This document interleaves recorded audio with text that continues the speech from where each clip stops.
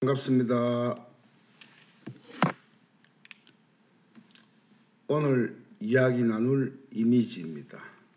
우리 몸속에 있는 수면, 휴면, 노후세포, 비만세포를 버리는 방법을 살펴보겠습니다. 이 세포 수명은 평균 42일 정도입니다.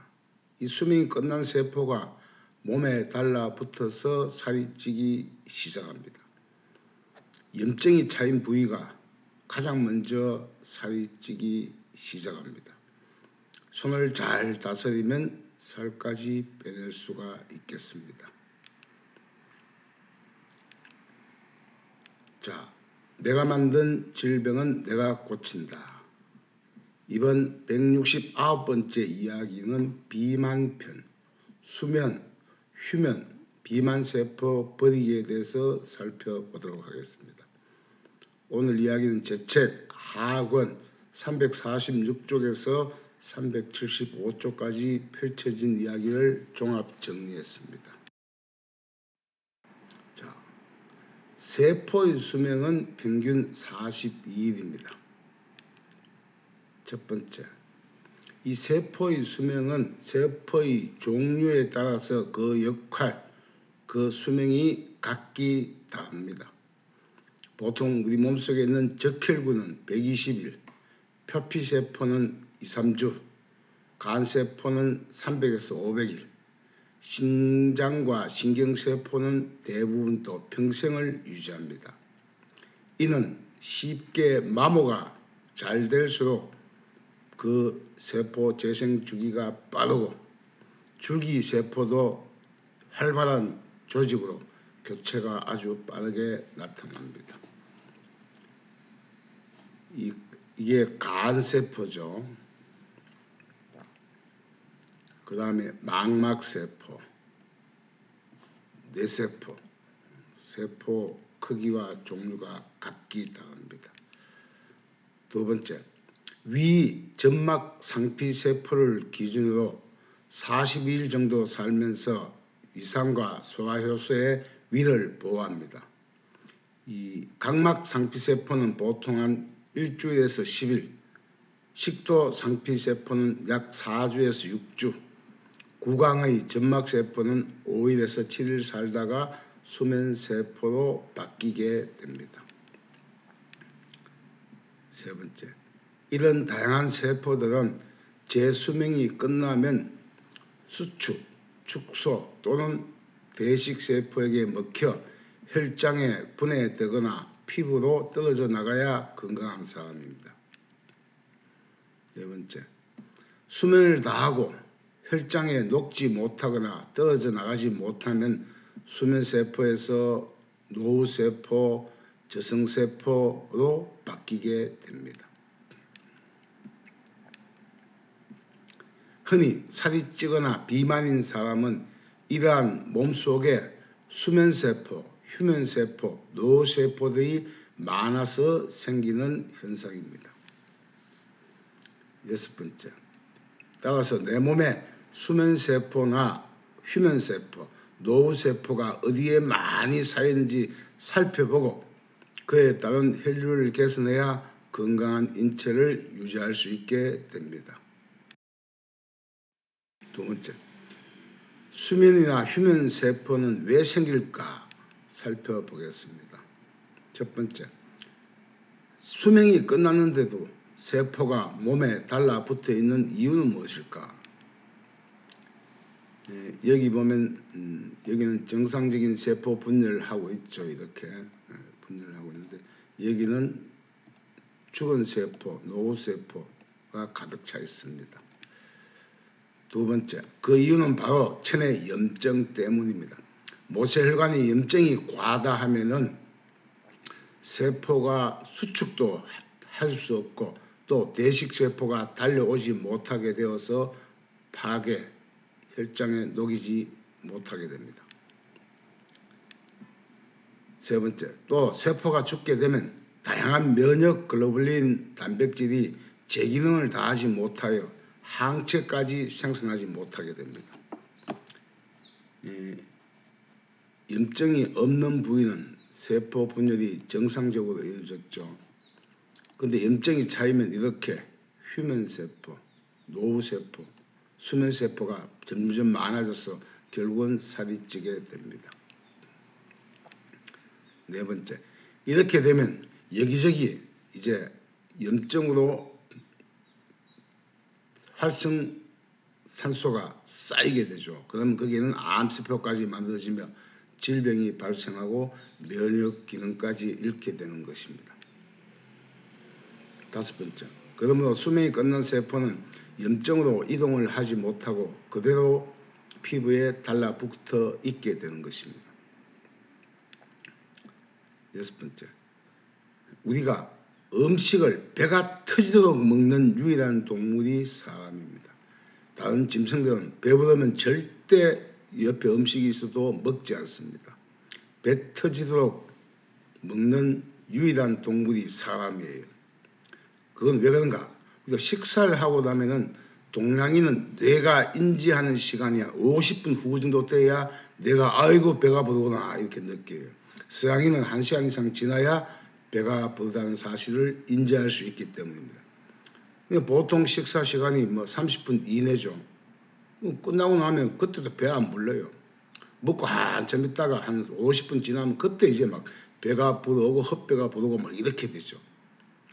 그래서 그 양을 적당히 정해놓고 먹어야 이 비만, 과체중 혹은 중성지방이 혈중에 생기지 않습니다. 일곱 번째, 그렇게 해서 폭식으로 남아도는 혈관 속 잉여 지방, 잉여 영양분들이 살아있는 모세혈관 주위에서 세포 분열이 진행됨에 따라 피부 부피가 점점 커지며 붓게 되는 것입니다. 이렇게 부은 것을, 염증으로 부은 것을 보고 우리가 비만이니 살이 쪘다 이야기하게 되는 것입니다. 세 번째, 수명이 끝난 세포는 재활용되어야 합니다. 이 염증이 생기면 결국 이렇게 DNA까지 고장이 나서 즉 유전자 구조까지 바꾸게 된다는 이야기죠. 첫 번째, 죽은 세포의 청소부는 대식세포, 매크로파지입니다. 두 번째, 세포는 스스로 자폭, 죽도록 설계되어 있습니다. 이 아포토시스라는 과정을 거치게 됩니다. 세포가 스스로 이제 수축해서 DNA를 잘게 분해하고 세포가 작은 조각으로 나누게 되어서 이 염증을 일으키지 않게 됩니다. 세포가 스스로 조용한 죽음을 선택하지 않으면 면역세포인 이 대식세포가 달려와 이 찌꺼기를 잡아 먹으면서 분해시키게 됩니다. 다섯 번째, 세포 찌꺼기를 잡아 먹어 분해하는데 보통 이 단백질, 지방, 아미노산 등으로 분해하여 이것을 다시 몸에 재활용하기도 합니다. 여섯 번째, 그런데 세포가 염증으로 조용한 죽음을 맞이하지 못하면 이때부터 이제 살이 찌고 거대 비만에 이르기도 합니다. 일곱 번째, 그것은 바로 체내 염증 때문에 대식세포가 죽은 세포를 청소하러 올 수 없기 때문입니다. 즉 모세혈관이 막히고 염증이 가득하다는 이야기죠. 여덟 번째, 따라서 인체가 어딘가 부었다. 나는 윗배가 부었다. 그럼 위장장애. 엉덩이가 커졌다. 그러면 고관절장애. 가슴이 커졌다. 그러면 폐장애가 되겠죠. 그래서 부어오르면 살이 찐 듯 보이지만 그게 결국은 질병으로 이어집니다. 네 번째, 체내 염증을 빼내면 건강도 찾고 살도 빠집니다. 질병도 예방됩니다. 우리가 나무가 커서 바람이 불어서 가지가 부러지고 이렇게 되면 이런 괴상한 형상이 만들어지는 것처럼 손도 역시 마찬가지입니다. 이렇게 붓고 염증이 차이면 이렇게 되어요. 첫 번째, 체내에 생긴 염증은 오장육부를 살리기 위해서 심장에서 먼 쪽, 즉 손으로 염증을 보내어 임시 하치장을 만드는 것이 인체의 메커니즘입니다. 그래서 건강하면 할 때 야금야금 청소하려고 손끝, 발끝으로 염증을 보냈지만은 이게 건강해지질 않는 겁니다. 그냥 자꾸 차가워지는 거죠. 두 번째, 손에 염증이 많이 모여 수족냉증이 보통 되죠. 이 수족냉증이 생기고 뭐 수년 뒤에 이제 서서히 오장육부까지 차가워지게 돼요. 이렇게 되면 이게 바로 허열이에요. 속까지 차가우니까 심장에 뛰는 피가 갈 곳이 없죠. 손발에 열이 펄펄 납니다. 손발에 열이 나는 이 허열일 때는 물만 먹어도 저절로 살이 찌게 돼 있어요. 세 번째, 이 허열 가짜 열이 되면 오장육부나 저체온 부위에 이제 이때부터 암이 발생하거나 치매가 생겨나기 시작합니다. 즉 우리 몸의 변형, 그다음 염증이 여기저기 나오려고 발악을 합니다. 뭐 지적도 생기고 뭐 섭진도 생기고 뭐 아토피도 생기고 발악을 하죠. 이 나무도 한번 보세요. 나무가 충격을 받게 되면 이렇게 염증으로 인해서 이런 악성 부종, 종양 같은 이런 것이 생기는데 사람도 마찬가지죠. 나무도 마찬가지예요. 네 번째, 피부로 나오려고 발악하며 생긴 수족냉증은 손과 연결된 장기나 뇌에도 이미 염증이 함께 생겨 있다는 것이 더 큰 문제입니다.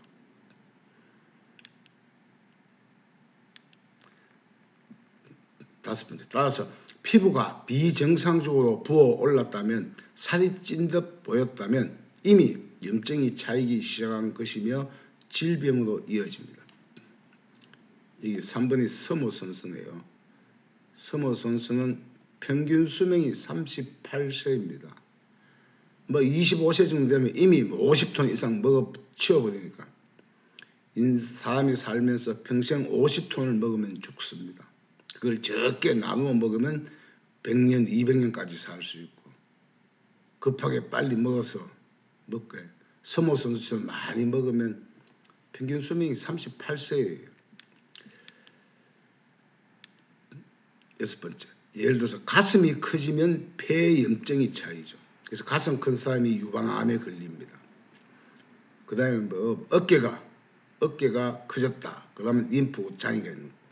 엉덩이가 크다면 고관절 주위에 지금 염증이 가득 차 있기 때문에 엉덩이가 커지는 거예요. 그래서 고관절의 혈류가 늘어진 것이어서 자꾸만 살이 더 찌게 되는 것입니다. 그 살이 찐 부위는 더 찌게 되어 있어요. 왜? 염증이 계속 축적되고 계속 세포 분열이 일어나니까 그렇죠. 일곱 번째, 바로 이런 이유로 인하여 평소 손따기만 일주일에 한 번씩만 잘 하여도 살찐 부위가 줄고 평생 감기 걸리지 않습니다. 암이나 치매 예방은 물론 모든 질병을 예방해서 치료까지 가능하게 하는 것이 바로 손따기입니다. 저나 저희 가족들은 감기 잘 모르고 삽니다. 저는 뭐 감기 모른 지가 벌써 한 4, 50년 되었네요. 예, 오늘 이야기는 여기까지네요. 속이 불편하거나 피가 탁하면 짜증을 내죠. 자, 내가 만든 질병은 내가 고친다. 다음 170번째 이야기는 생로병사편, 즉 생로병사 탈출하는 방법, 늙고 병들지 않는 방법을 말씀드리겠습니다. 예, 긴 이야기 경청해 주셔서 감사합니다. 늘 건강한 시간 되세요.